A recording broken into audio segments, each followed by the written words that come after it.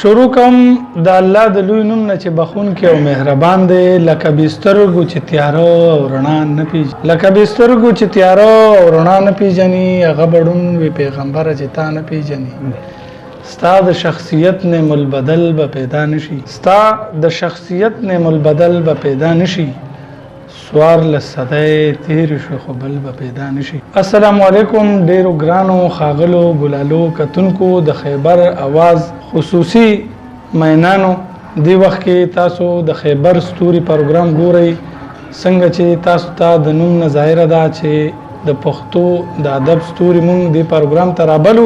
د پښتو ادب د پرمختګ دپاره چې کم لیک کم مرګري کوي، کم زیار کوي، کم خدمات کوي،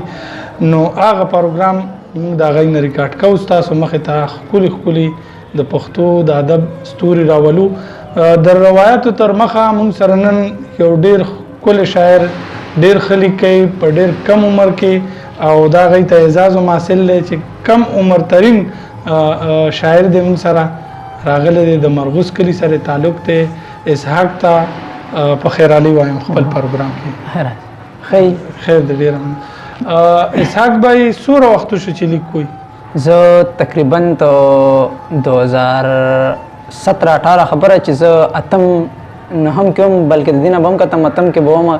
چې ما به لیکل کول. هغه ټیم سره زما شاعري چې وه دومره څه معیاري نه وه، نه ما دومره اصلاح کول واله څوک چې هغه ته مې خپل دغه خولی وو. دا خو اوس ورو وخت وخت سره چې دن چې زه را دغه شوم، نو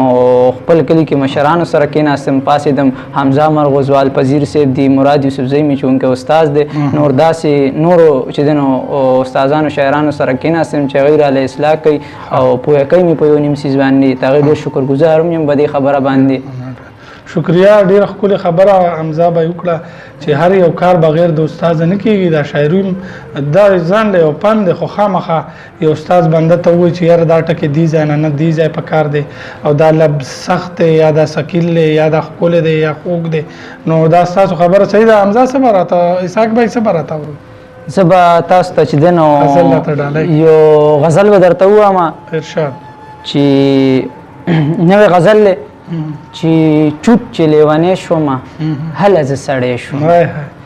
چوپ چې لیونی شومه هله زه سړی شومه، دا چې ستا په سترګو کې ولې زه ازغی شومه، دا چې ستا په سترګو کې ولې زه ازغی شومه، تا چې راته وکتل مړ ومه ژوندی شومه، تا چې راته وکتل مړ ومه ژوندی شومه، یاره ستا په مینه کې لاړم غرسنی شومه، او یاره ستا په مینه کې لاړم غرسنی شوم، او ته وې زما خپل چې وې، ته وې زما خپل چې وې، تا ته زه پردی شوم، او زه اسحاق خو هر وختې تا نه بلوګی شوم. ډېر ښکلی. اسحاقه شاعرۍ کې درته څه په دې دومره کم عمر کې شاعري کوئ، نو څه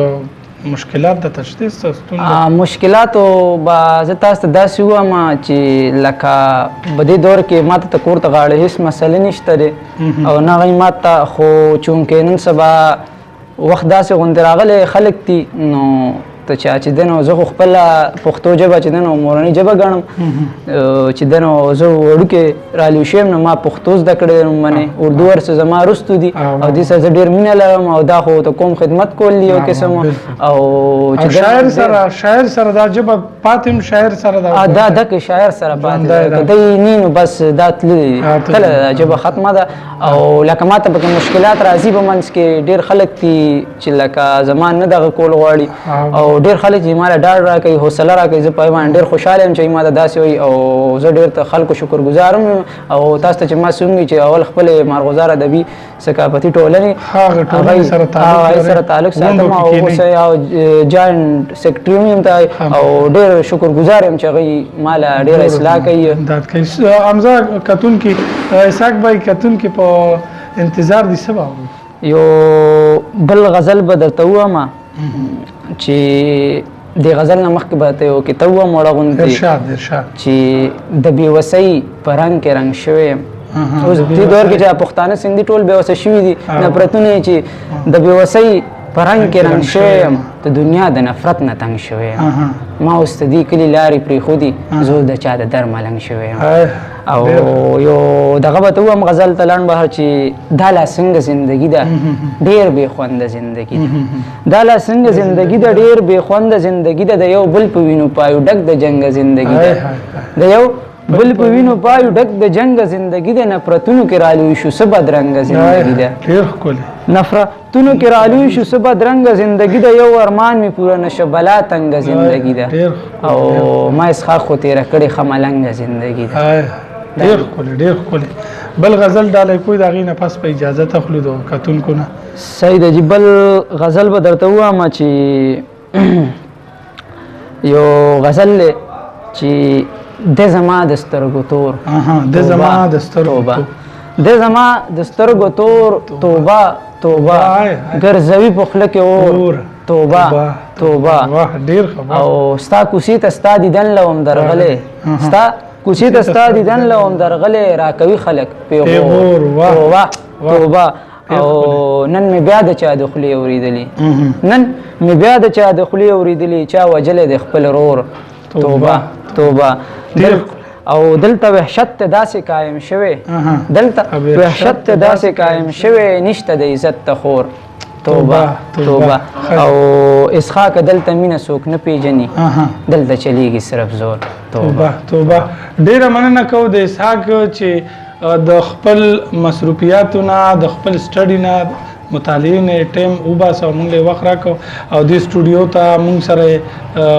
ښکلې مرکه وکړه ډېره ښکلې بیا به هم تاسو راغواړو بیا به هم راغواړو دا تکلیف په تاسو له درکوو د کلثوم افضل زید وي په 2 شعرونو اجازت غواړم چې اوښکې مې داسې پلوشې شي د بڼو د پاسه اوښکې مې داسې پلوشې شي د بڼو د پاسه لکه غوټۍ چې راته ګل شي د ازغو د پاسه لکه غوټۍ چې راته ګل شي د ازغو د پاسه او په بده چا نه دي خپل کړي د بیلات جنګونه په بده چا نه دي ګټلي د بیلات جنګونه بله د صبر انتها نشته د خو د پاسه ډېره مننه ډېره شکریه